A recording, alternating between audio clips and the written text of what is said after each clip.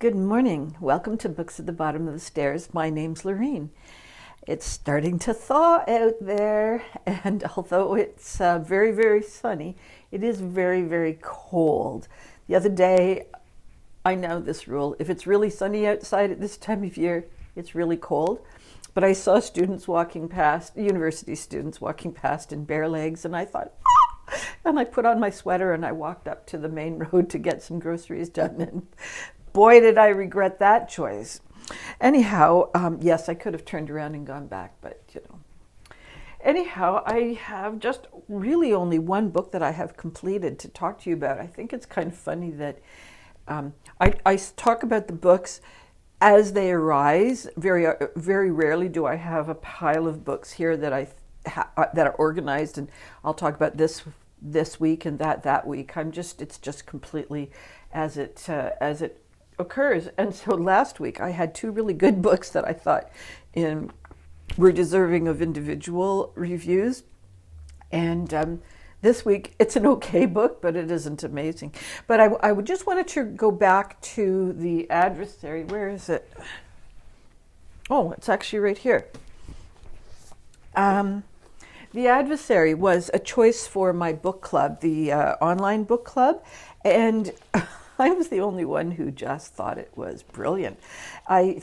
So I guess, in all fairness to readers, The Adversary does contain some violence, and I didn't find it graphic, and I'm usually queasy, so I think the violence is okay. What a stupid sentence.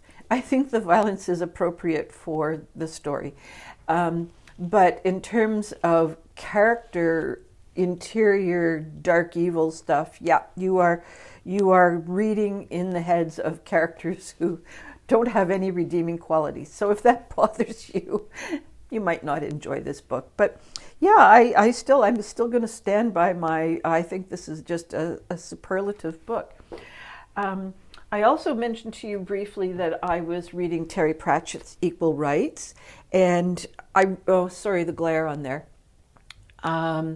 Yes, I continue to love Terry Pratchett. If you're a Terry Pratchett fan, this is really a fun one, and I think the reason it's so fun is that we have got Esk, who is a female wizard in a world where females are not allowed to be wizards. I don't know whether they're like forbidden so much as it's just never happened before. So she's breaking all kinds of rules and taboos, and it just gets funnier and funnier as we get to the conclusion. And and there's a tiny, tiny little love story in there.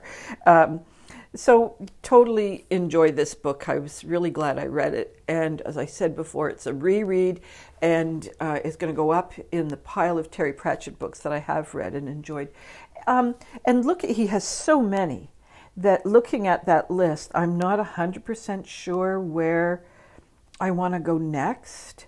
So I'll probably pick something up for the summer, because that's when I usually read Terry Pratchett. But if you have any recommendations as to which Terry Pratchett books you enjoyed, let me know, because quite often it's her personal recommendation that gets me going on a trend, I guess, if you like. And so, okay. The other book that I have started to read, I mentioned this book earlier in the year in terms of something I was really looking forward to, An African History of Africa. I am in the second section. Am I in the second section? Yes, because I didn't really. The first one is The Gift of the Nile, which is talking about. Okay, now I'm a liar. The first section is taking place in Africa, and it's a recap of all the skeletal remains that have been discovered, and it's put into a historical timeline and where it is in terms of our evolution as brains and skeletons and societal developments and so forth. And the next section is the Egyptian section, which over time I have read multiple things about early days of Egypt, and so I did skip that chapter. I scanned it, let's say. And so I'm currently in the country of Sudan. And it's fascinating how much, what am I trying to say? It's fascinating how much I, as a brain, do not necessarily link things up, you know? So like, I guess if you were to describe it, I'm more like a button-up shirt with individual buttons that kind of hold the shirt on, as opposed to a zippered up shirt where it all links. I just don't seem to make connections in my own head very well. So I'm reading about the Sudan, and it's putting into perspective the relationship with Egypt.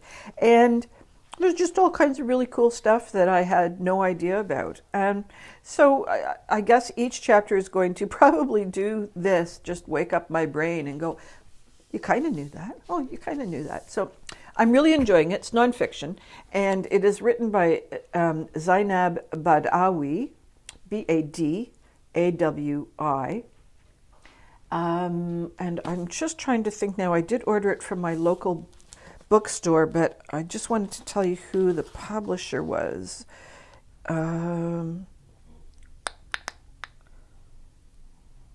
HarperCollins is the publisher, in case you're looking for it. I think this came out of the United Kingdom. So the author is a female, and yes, of course, she is very British. She has a lot of high credentials from the School of Oriental and African Studies, a broadcaster, journalist. She's chair of the Royal African Society, and a few other things, the Mandela Institute for Development Studies. So why am I pointing that out? It's because what we've got is an author who is not a white person of privilege. We've got someone who's an exceptional journalist, but also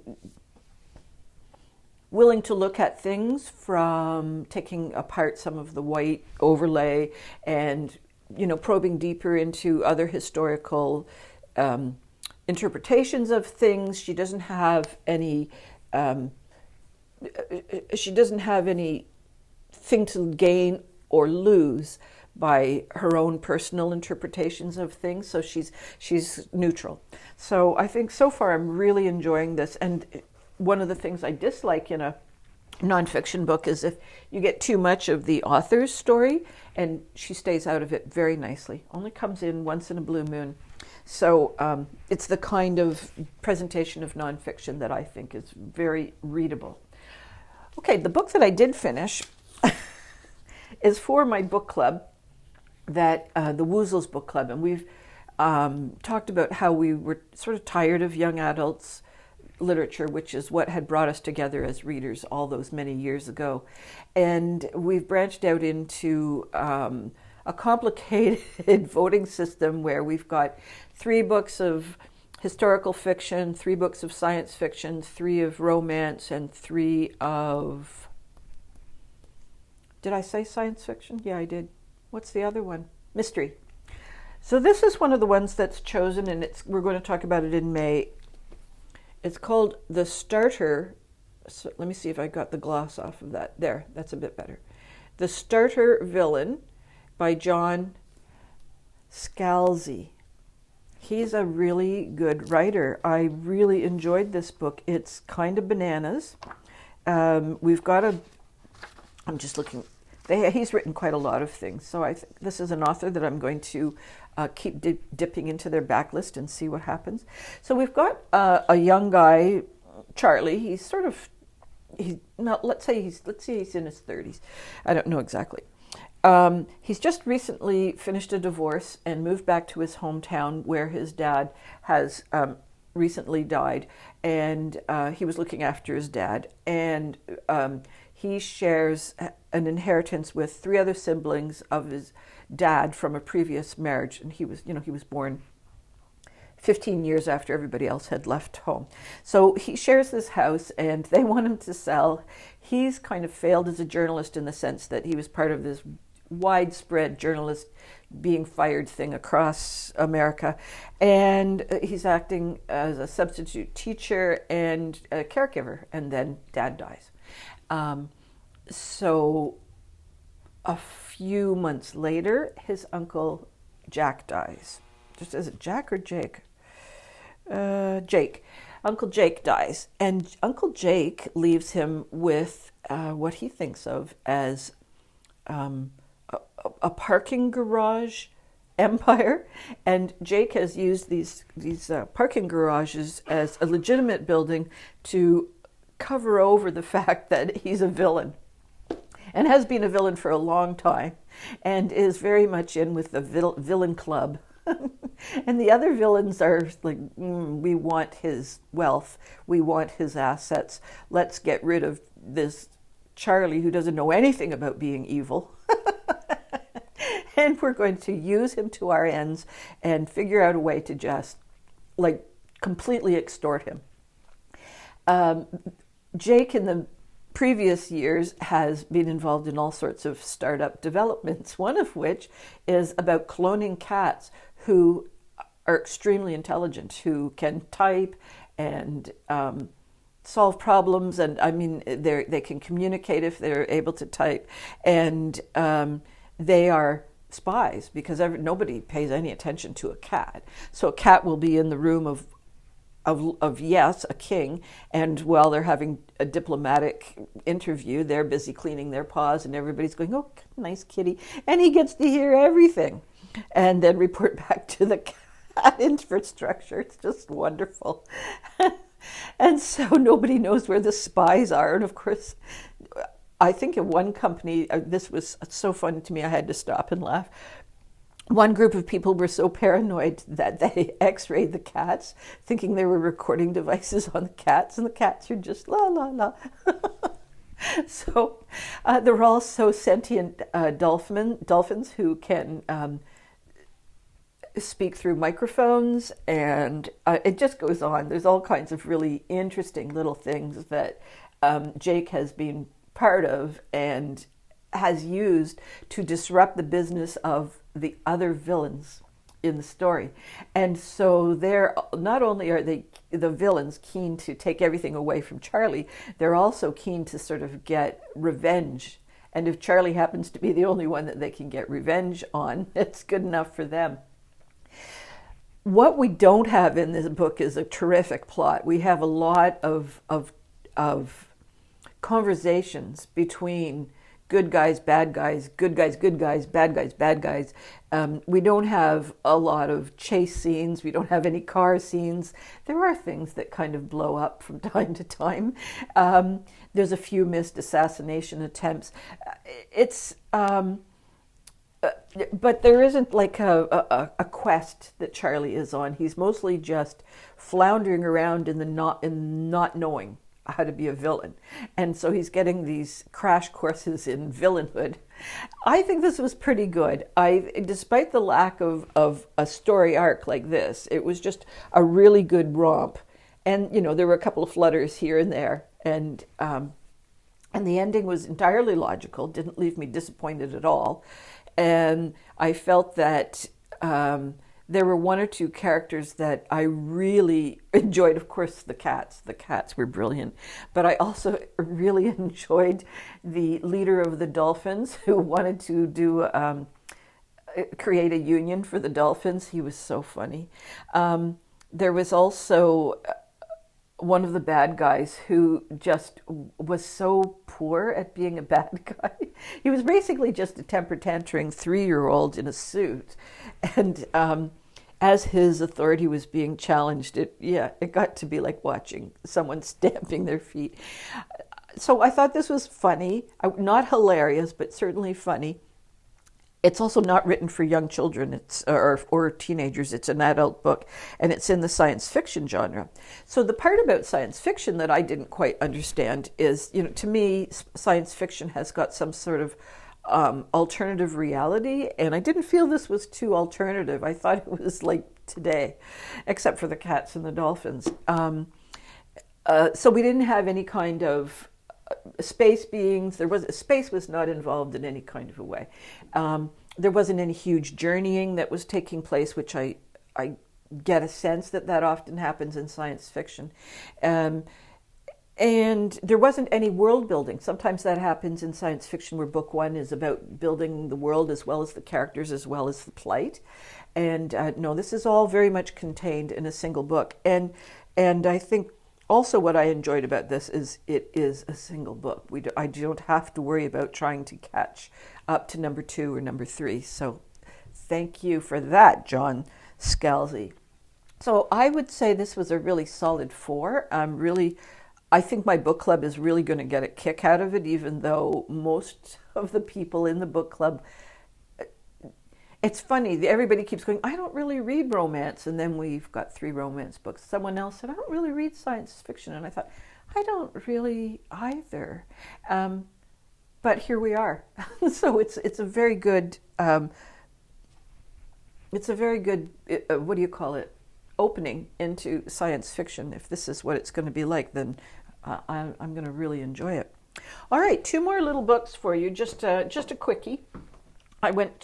I'm trying to reduce the number of books that I'm buying this year, and so far I think good. I don't know whether Steve agrees with me, but that's okay. This is a funny book for me in the sense that Old Yeller by Fred Gipson, Gipson. It's an oldie. It's so old that when I have to check now to make sure I'm not telling you a dang lie. When was it first published?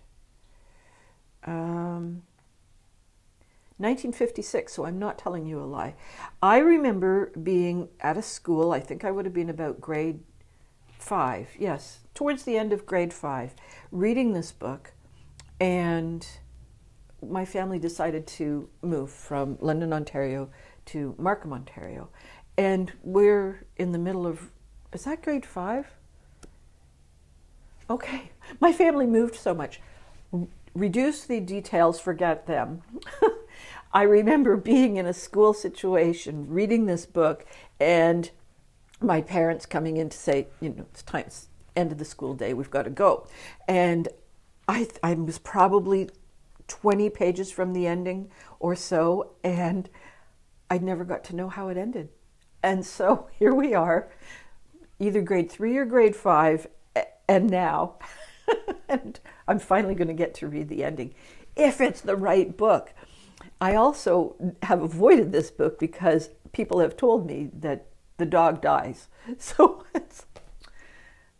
I don't know how I'm going to feel about this. I don't know if it's going to be a resolution or a complete sob story. It's going to be up my way. But it's also short, and it's also middle grade March. So you could read this for middle grade March if you're looking for a suggestion, or you could save it for shorty September. It's 181 pages. So that's one of my purchases. Now, the other purchase I made is The Female Quixote by Charlotte Lennox. Somewhere in the world, there's a YouTube person who said this was written before Don Quixote. And I thought, oh, I want to read it because of that, entirely just because of that sentence. And so I picked it up at the bookstore today, and we were having a discussion about Don Quixote and why someone wouldn't read it and why someone thought that it wasn't as good as people tout it as. And I'm like, oh, this is feminist writing from before Don Quixote. And then I looked it up online, and no, that's not true. This was written about 100 years after Don Quixote. But it is supposed to be a spoof on Don Quixote, which is supposed to be a spoof on other things. And so I guess we've got a spoof on a spoof, possibly going to happen. And it's about Arabella has been brought up in seclusion, and she's finally gone to Bath in London to come out into fashionable society. And this is in the 1750s.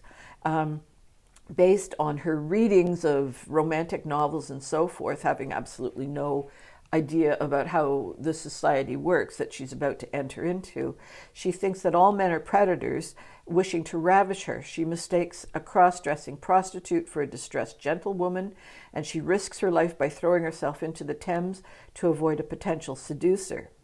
Can Arabella be cured of her romantic delusions?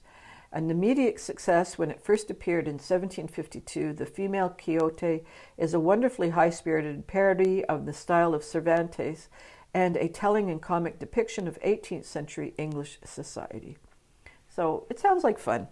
Of course, there is like 1,000,000 pages dedicated to the introduction and another 1,000,000 pages dedicated to footnotes, which is kind of, so it's not that big of a book, you know, it's about that much. And I was kind of laughing to myself about the footnotes, because some of these books are, some of these things that have been footnoted are a couple of guineas, for instance, or a toilette, which is a toilet, like a table where you do your makeup and so forth, a closet. And so when I've done enough reading in this era, and with these kinds of 1800 authors, that I think, why do people need to have that defined? And then I forget that it's a bit like Shakespeare, right? The language becomes completely archaic, and but I just think it's funny that we're already having to footnote some of these words. Fear of a halter. This is fear of hanging. Yeah, probably in context I would have figured it out, but initially, yeah, I would have thought it was maybe fear of a horse. So that's my reading stuff for this week. And I guess, yeah, I think that's it. I hope you enjoyed everything. I hope all your reading dreams and adventures continue to come true, and I will see you next week. Bye-bye for now.